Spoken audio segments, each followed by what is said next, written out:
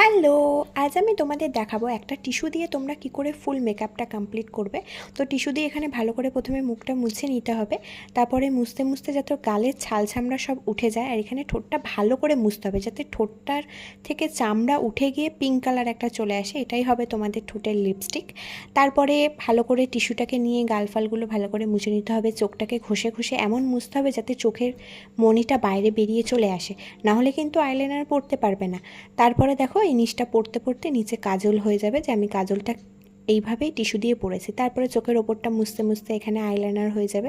একটা চোখে অলমোস্ট কিছুটা আইলাইনার হয়ে গেছে, আর একটা চোখে আমি করছি। তো এরকম দেখো একটা আইলাইনারের ডিজাইন করব, সেই ডিজাইন দিয়ে আবার এই টিস্যুটা দিয়ে কিন্তু আইলাইনার পরা যায়।